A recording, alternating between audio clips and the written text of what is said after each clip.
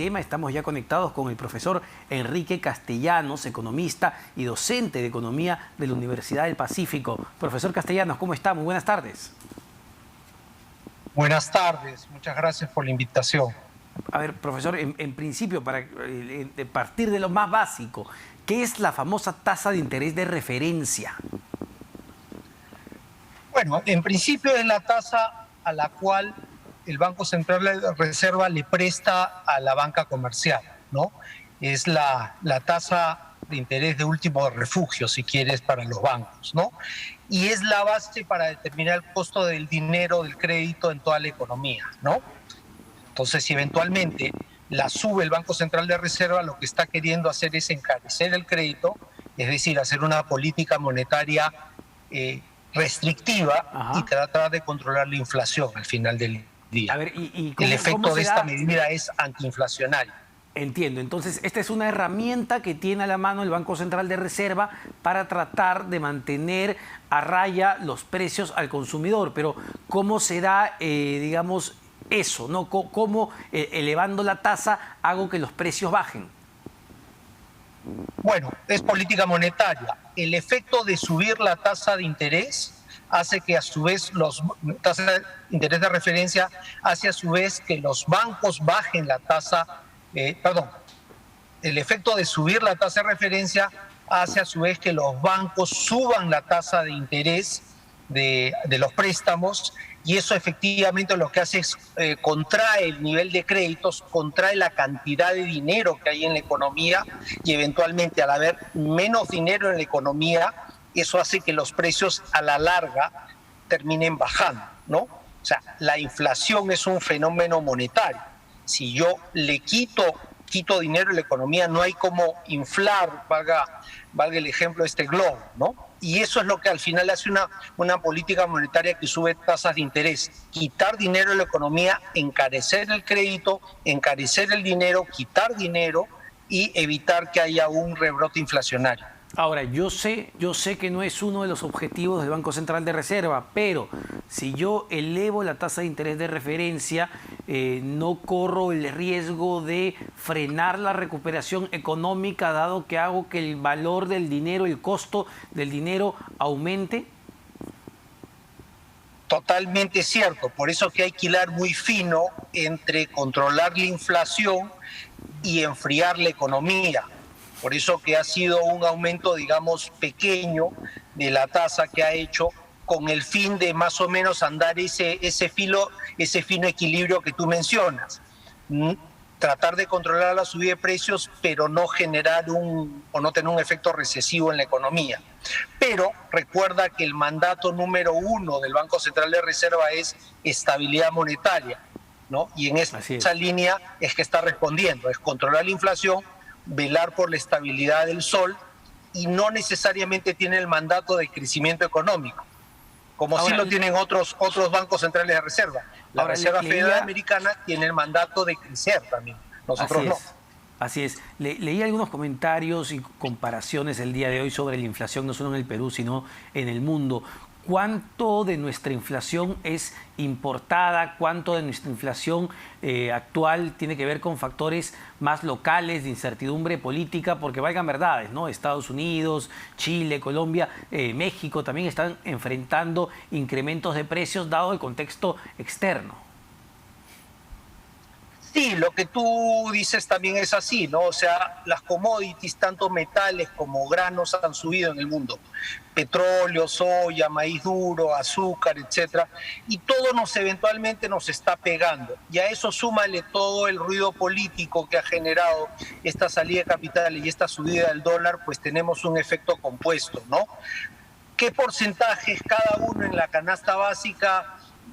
Habría que hacer las aritméticas, pero digamos que esto es un 50-50, ¿no? Un 60-40. Yo diría que es más el tema del tipo de cambio, porque además el tipo de cambio hace que, y el miedo que está generando las políticas actuales del gobierno, hace que todo el mundo diga, ya, yo hago negocio, pero no para ganar 10-15%.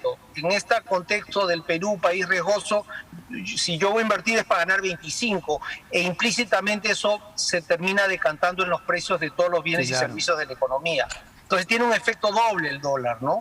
Ahora, este incremento de la tasa de interés, profesor Castellanos, también impacta en las expectativas. Es decir, si yo soy un banco y estoy prestando créditos vehiculares, hipotecarios, pues a partir de la próxima semana quizá eleve la tasa de interés promedio que tenía para esos créditos porque tengo la expectativa de que el Banco Central de Reserva sigue elevando su tasa de interés de referencia. Sí hay un efecto por ese lado del costo del dinero puro, pero yo te diría que más que eso, los bancos ahorita están muy cautos y subiendo tasas de interés porque ven que la economía está todavía en una recesión, las personas han perdido capacidad de pago, los sueldos se han deprimido, etcétera. Entonces, más allá del costo puro del dinero es lo que llamamos el riesgo crediticio que se ha venido deteriorando en el Perú estos 2 últimos años producto pues de la pandemia y la recesión económica subsecuente, ¿no? Ahora, ¿qué opina, Tienes profesor? efectos combinados. Claro. ¿Qué opina de este proyecto de ley que ha presentado el día de hoy la bancada de Perú Libre, la bancada de gobierno, que lo que busca es controlar, que el Estado controle los precios de bienes y servicios, incluso en situaciones de escasez, en situaciones de excepción, es lo que dice el proyecto? Bueno, es obvio que no tiene ni pies ni cabeza, no es una película repetida, ¿no? Irónicamente les diría a los señores, ¿por qué no hacen una ley para prohibir la pobreza y nos ahorramos tanto problema, ¿no? Si tanto quieren ayudar al pueblo, ¿no? O sea, ojalá fuese así de fácil, simplemente derogar la ley de la oferta y la demanda y decir que los precios son estos y no son los otros, ¿no? Tú sabes que el momento que yo ponga un control de precios, creo inmediatamente un mercado negro al costado. Así es. Y eso es peor que la enfermedad, ¿no? Bueno, y ejemplos hemos tenido de sobra en el pasado y basta ver países hermanos que están pasando lo mismo. Por Dios, o sea. Así es. Pero, a ver, en la misma línea, porque, a ver, esta es una iniciativa que puede pasar, como puede ser que no, ni nunca llega al Pleno del Congreso. Pero en la misma línea, el presidente del Consejo de Ministros, Guido Bellido, anuncia la creación de una comisión que se encargue, dijo, de tomar acciones. Lo escuché ayer, no solo de evaluar, sino tomar acciones ante la subida del dólar. El solo hecho de crear una comisión para ver qué pasa con el dólar no mella la independencia del Banco Central de Reserva.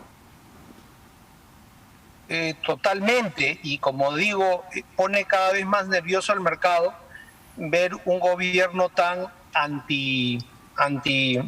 antisistema, por así decirlo, ¿no? Y que cree que vía decreto puede simplemente derogar esto y derogar el otro y controlar esto y controlar el otro. Como te digo, ojalá fuera así de fácil, ¿no? O sea, si es por eso, insisto, hagamos una ley y derogamos la pobreza y nos evitamos todos los problemas estos, ¿no?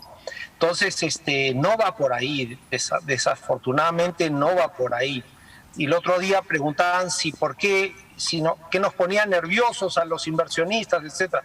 Todo este tipo de leyes, ¿no? No es solo el cambio de constitución, no es solo el anuncio de una segunda reforma agraria, ahora es el tema de control de precios y mañana serán otro tipo de cosas, ¿no? Entonces, están creando zozobra en todo el mundo o en todo el Perú, digamos, con este tipo de iniciativas. Ojalá que esta iniciativa del control de precios quede en la comisión y no pase la comisión de economía. Espero que no pase la comisión de economía, ¿no? Y no llegue a debatirse, ni mucho menos, ¿no? Claro que sí. Ahora, ¿cuáles son las herramientas que tiene a la mano el Banco Central de Reserva para tratar de mantener estables los precios y digamos, hasta dónde da su capacidad de acción, ¿no? ¿Cuánto puede hacer para que los precios no sigan subiendo? Me imagino que hay un límite.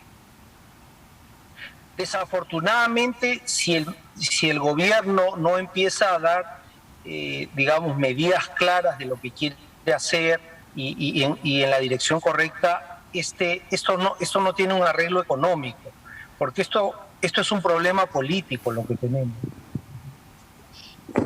Ahora, entonces no le veo mucho que el Banco Central de Reserva pueda hacer más que tratar de, digamos, apagar fuegos, pero ese es el corto plazo. En el largo plazo, si este gobierno no rectifica muchas de las medidas y muchos de los tonos de su discurso, pues la verdad que no nos vemos bien, ¿no? desde algunas voces del Ejecutivo y también algunas asociaciones de consumidores y usuarios atribuyen este incremento de precios a la especulación de algunos malos empresarios que buscan crear zozobra sobre el gobierno del presidente Pedro Castillo. ¿Cuánto asidero tiene un argumento de ese tipo en una economía como la peruana? Eso es un argumento político, ¿no? Los agentes económicos, tanto el gran empresario como el pequeño emprendedor, todos responden a incentivos. Y si le estás poniendo un sistema político tan inestable, una economía tan complicada, y decirle que le vas a cambiar las reglas de juego, pues la reacción racional de estas personas es la misma, tanto si es un pequeño, como digo, emprendedor Perfecto. que vende frutas como una gran minera, ¿no? Todo Perfecto. busca resguardarse y empezar a vender más caro en previsión a lo que puede venir. Muchísimas gracias, profesor ahí, ¿no? Castellanos, por este análisis. Profesor Enrique Castellanos, docente de Economía de la Universidad del Pacífico. Tenemos que ir